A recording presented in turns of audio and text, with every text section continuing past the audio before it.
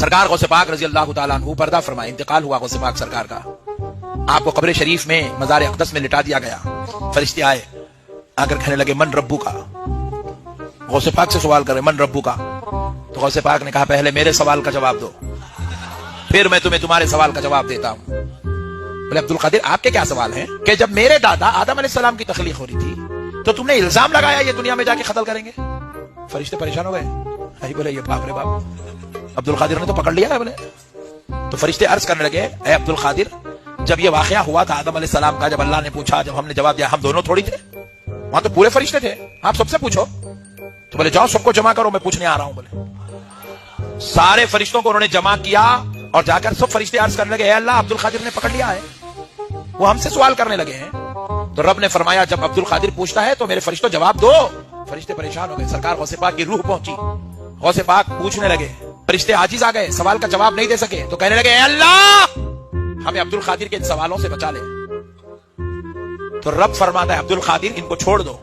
پاک سرکار اب فرشتوں کو شرط سنا رہے ہیں، سنو اے فرشتوں، رب کے حکم سے میں تم کو چھوڑ رہا ہوں مگر ایک شرط ہے. تو کہتے ہیں کہ سنو، آج سے لے کر صبح قیامت تک جب کبھی خبر میں میرا مرید آئے گا تو تم اس سے سوال پوچھ کر اس کو پریشان نہیں کرو. جی آپ نے یہ تقریر تو ملاحظہ فرما لی ہے. تو یہ جو کہہ رہے ہیں جی عبد القادر جیلانی فرشتوں کو وہاں جمع کر کے پوچھے گا کہ تم لوگوں نے یہ سوال کیوں کیا تھا. تو اس کے برعکس یہ اللہ کے رسول کی ایک حدیث ہے، ٹھیک ہے جی، یہ مسلم شریف کی روایت ہے، اوپر حوالہ بھی آپ دیکھ رہے ہیں اور عربی متن بھی آپ کے ساتھ موجود ہے اور سند بھی اس کی موجود ہے، ٹھیک ہے جی. تو حدیث جو ہے یہاں سے میں پڑھتا ہوں. ایک دفعہ جب نبی کریم صلی اللہ علیہ وسلم بنو نجار کے باغ میں اپنے خچر پر سوار تھے، ہم آپ کے ساتھ تھے، یعنی کچھ صحابہ تھے. تو وہ فرما رہے ہیں کہ اچانک وہ بدک گیا ہے تو آپ کو گرانے لگا تھا. دیکھا تو وہاں 6 یا 5 یا 4 قبریں تھیں. آپ صلی اللہ علیہ وسلم نے ان قبروں والوں کو کون جانتا ہے، یعنی ان سے پوچھا. تو ایک آدمی نے کہا میں آپ نے فرمایا یہ لوگ کب مرے تھے؟ تو اس نے کہا شرک کے عالم میں مرے تھے. آپ نے فرمایا یہ لوگ اپنی قبروں میں مبتلا عذاب ہے. اگر یہ خدشہ نہ ہوتا کہ میں تمہیں اپنی مردوں کو دفن نہ کرو گے، یعنی میں تمہیں ان کی آواز سنا دیتا، یعنی اللہ سے دعا کرتا کہ قبر کے جس عذاب کی آواز کو میں سن رہا ہوں وہ تمہیں بھی سنا دے.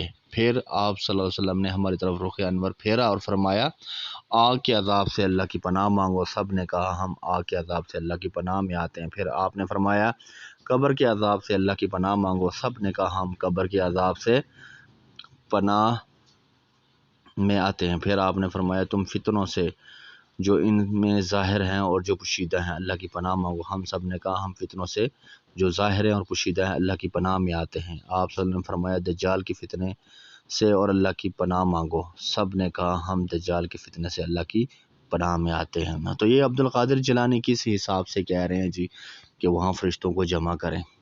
یہ کس باغ کی مولی ہیں یا یہ کس طرح کر سکتے ہیں؟ ٹھیک ہے، یہ جو کرامت ہے یہ الزام ہے عبد القادر جیلانی رحمۃ اللہ علیہ پر. یہ کیسے کہہ رہے ہیں؟ وہاں صحابہ کرام کو اللہ کے رسول یہ چیزیں سکھا رہے ہیں کہ اس سے ڈرتے رہنا اور اس سے پناہ مانگنا، اور یہ کہہ رہے ہیں کہ جی وہ جب ان کو سوال کرنے آئیں گے تو یہ آگے سے ان کو جواب دے دیں گے اور ان کو سوال کرنا شروع کر دیں گے. تو یہ بہت گمراہی. اللہ تعالیٰ ہمیں اس طرح کی تمام گمراہیوں سے بچا کے رکھے، آمین.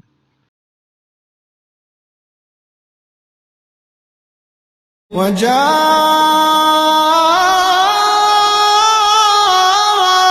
سكرة الموت بالحق ذلك ما كنت منه تحيد ونفخ في الصور ذلك يوم الوعيد.